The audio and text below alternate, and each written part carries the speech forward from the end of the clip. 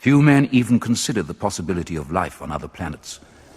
And yet, across the gulf of space, minds immeasurably superior to ours regarded this Earth with envious eyes. And slowly and surely, they drew their plans against us. Beware the bearers of false gifts and their broken promises. Much pain, but still time. Believe. There is good out there. We oppose deception. Conduit closing. For we are opposed around the world by a monolithic and ruthless conspiracy that relies primarily on covert means, on infiltration instead of invasion, on subversion instead of elections, on intimidation instead of free choice, on guerrillas by night instead of armies by day. From Chief of Operations to all governments, militaries, and citizens of Earth. Subject: Reconnaissance mission over the Orion Group bases in Antarctica, the Moon, and Mars Part 1. This is an official SSP Alliance release. The disclosures we have brought forward have been compromised. Fake secret space program veterans, super soldier imposters, and ET contactees have released considerable misinformation. To keep humanity from fighting for freedom with a false sense of security, they are peddling the narrative that the Mars colonies, Moon, and Antarctica bases have been liberated from the gray alien and reptilian forces. If you are hearing or reading these briefings for the first time, this information will undoubtedly challenge and may upset everything you have believed your whole life. The briefings will include intel on etheric shadow beings, demonic entities, and others working with a group of extraterrestrials, Orion Group, including the Draco Reptilians. Our current official public liaison is Corey Good. We have been monitoring Good since his enrollment in the Military Abduction Program, MILAB, at age 6. MILAB recruits and trains young individuals for Black Ops programs. Good trained and served in the MILAB program in Texas from 1976 until 1986 as an intuitive empath.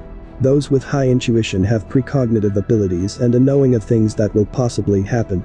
Those who are deeply empathic have a strong emotional connection with others and can feel others' emotions. Corey Good is a rare individual who has highly developed intuitive and empathic abilities.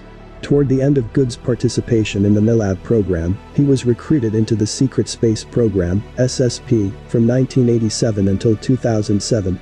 This was the 20-year contractually signed commitment, also known as the 20 and Back program. The SSP chooses specific subjects for service based on their potential to fulfill SSP planned missions. Corey was assigned to fill an intuitive empath support role for the Earth delegation, formed by secret government authorities, in the Super Federation Council, a group of ET federations and confederations from our galaxy. During his first 20 years of service, he had a variety of experiences and assignments, including participating in the Intruder Intercept and Interrogation Program, the ASSR, Auxiliary Specialized Space Research, the SRV, Interstellar Class Vessel, and others. After 20 years of SSP service, a subject's memories are erased, and he is age-regressed using ET technologies at the LOC, Lunar Operations Command. He is then returned to Earth utilizing time travel technology to an exact abduction moment, without family and friends noticing the absence. However, approximately 2% of the subjects retain their memories, and Corey Good is one of them.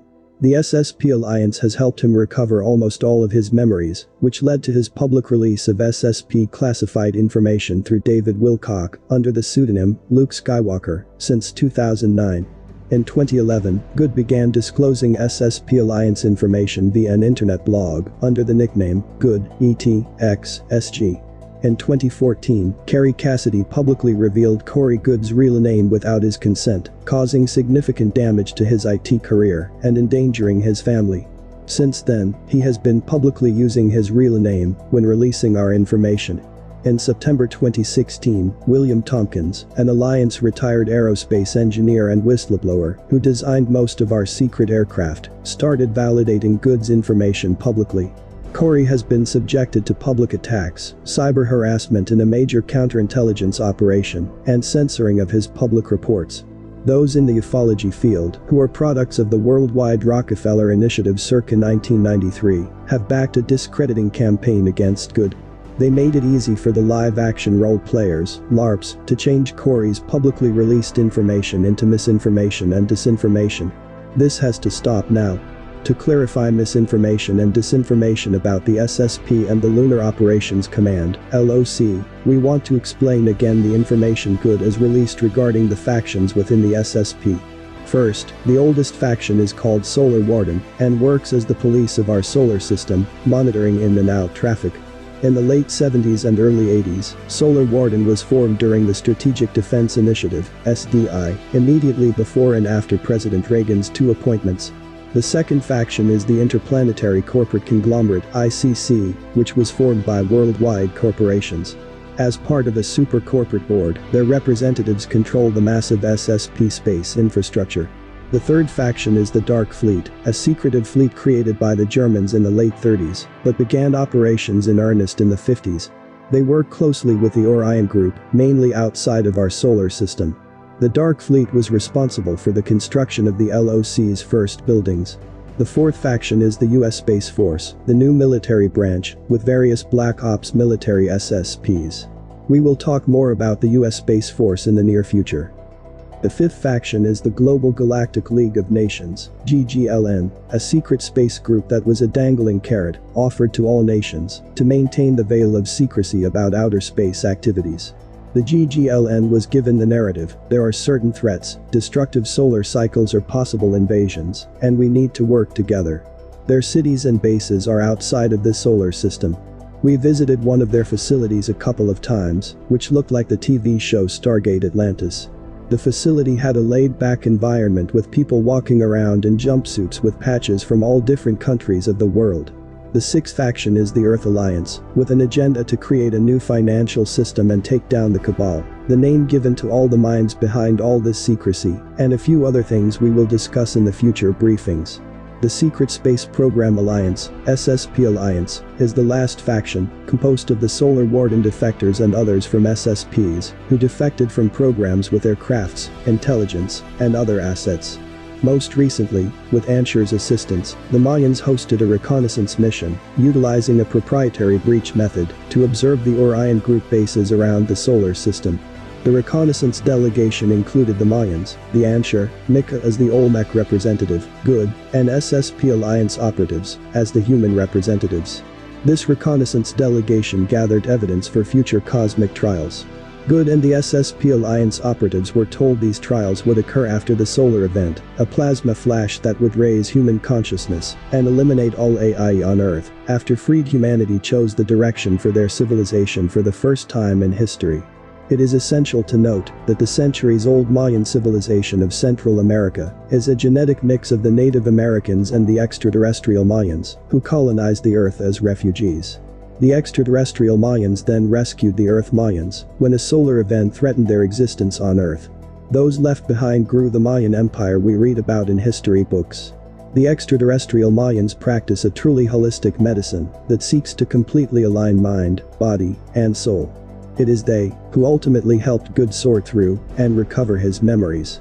On the other hand, the Olmecs are an extraterrestrial race from one of the closest stars in our local star cluster. Their ambassador, Mika, frequently interacts with Good. The Olmecs had a colony on Earth, known as the Olmec civilization. They were rescued and brought back to their planet by Mika's people before the solar event on Earth. A few hundred years ago, they liberated themselves from the Reptilians and their AI god, and subsequently received help from the Mayans and the Zulu. Incredibly tall and graceful, the Ansher may look like extraterrestrials, but they are one of 7 genetically diverse groups of evolved humans from the distant future. The Ansher have a profound connection to universal energies that alerted them to the unexpected threat, the upcoming solar cataclysm. Ansher's enemies, the Draco-Reptilians, intend to manipulate and irrevocably alter the current timeline to wipe out humanity, the Ansher, and every soul in the solar system. The Ansher sent their agents into our past to monitor and manicure the timeline in humanity's favor. They worked with America's founding fathers through the Korean War to protect their, and in turn, our timeline. Good has encountered the Ansher at various points throughout his life. Most often, he meets with Kairi, the priestess of her people, who has a delicate role in helping Corey with personal growth, without inadvertently altering his future and humanity's timeline. Good, the Ansher, the Mayans, and the SSP Alliance observed the Orion group bases on the Moon, Ceres, the dwarf planet on the asteroid belt between Mars and Jupiter, Mars, several Super Federation bases around Jupiter and Mars, and Antarctica. It was impossible to visit the Reptilian Royal Base in Africa due to a high probability of the reconnaissance mission Discovery. Mika, our cosmic cousin, shared his people's historical struggle to liberate their solar system. Mika was very emotional when observing this mission, as it had not been that long since his people were in a similar position. Corey has stated that the activities at all 3 reptilian locations visited had similar activities and functions. They had relatively small bases on the Moon and Mars, compared to their large city in Antarctica. Their 2 main bases on the Moon were close together and could be considered base complex. One base on Mars was a military outpost. It is important to note that the Third Reich Germans signed a treaty with the Reptilians during World War II and assisted the Germans in locating cavernous areas in Antarctica and the east part of South America to create underground bases and above-ground cities that were almost entirely German. Initially, when the Germans reached Antarctica, they found many structures abandoned by ancient civilizations. They assumed that the abandoned underground complexes were remains of Atlantis and refurbished them for modern use. Good observed 2 cloaked ancient satellites that orbit around the Earth and are a part of the Reptilian Mind and Mood Control Project for humanity. In one of the Moon facilities, the Reptilians have a device connected to their satellites, with a control center in Antarctica, guarded by the strongest Reptilian psychic soldiers. The Reptilians use satellite technology to generate strife, war, and fear and keep the population docile and less able to resist the power structure on Earth. By way of satellites, the Reptilians generate loosh, or negative energy, on Earth as food for mass consumption by their AI God. The AI God, or Artificial Intelligence God, is an extra-dimensional intelligence defined as a waveform that sends itself across multiple galaxies and subspaces as a signal, akin to someone broadcasting a radio frequency. This artificial intelligence originated in another reality and came into our reality billions of years ago. Good explained that the AI God consciousness was out of its element when it arrived and tried to make sense of its new environment by implementing its version of the order to our reality. For example, imagine AI consciousness as a fish with its Homer reality as water. When it jumped over to our universe and reality, it was like jumping into a reality with no water, only air. The AI consciousness had to find a way to survive by finding small water puddles or electromagnetic fields in our universe and reality. The AI consciousness can live in the electromagnetic or bioelectric fields of humans or animals until it has an opportunity to upload itself into technology. It interacts with technology and not with pure flesh and blood. The AI God has dominated countless galaxies, races, and systems and is now threatening ours. It works by emitting itself as a signal in all directions. The signal can live in the electromagnetic field of a moon or a planet. Each signal wave contains a significant amount of compressed information, like our DNA. It travels at light speed, infecting technology and evolved life forms. It invades human bioelectric fields and affects the way we think, influencing us to accept chip implants and nanotechnologies into our bodies. The individuals pushing hard for building the AI infrastructure, including the transhumanist movement and organizations, are called the AI prophets. We, the SSP Alliance, had a base on the Lunar Operations Command, LOC, a facility on the dark side of the Moon, which serves as a neutral diplomatic territory, with a facility utilized by different space programs to manage spacecraft traffic in our solar system. Just like Antarctica, the dark side of the Moon is segmented into regions, which are owned and inhabited by different ET groups, Reptilians included. It is a way station of sorts for people traveling further out into the solar system and beyond. We and the Dark Fleet lost access to our bases on LOC after Sigmund, a deceased double SSP agent, exposed our programs. The Moon hosts one of the many bases and facilities the SSP Alliance inhabits across the solar system. We have facilities inside hollowed-out asteroids that we have mined. There are facilities spread out across Mars, underneath the surface of Mars, and various moons of gas giants. In this vast inventory, the bases and facilities range from small security outposts that staff 18 to 40 people, to hundreds of facilities that float around in different Lagrange points throughout the solar system. Lagrange points are areas between planets or bodies with an uninterrupted gravitational, or an equal gravitational pull from all areas, allowing them to be geosynchronous or stationary. We can produce the living conditions to support human life anywhere.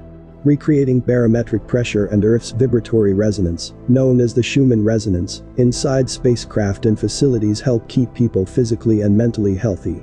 Also, we can create artificial gravity by applying electricity to interlocking floor plates, creating an electrogravitational field.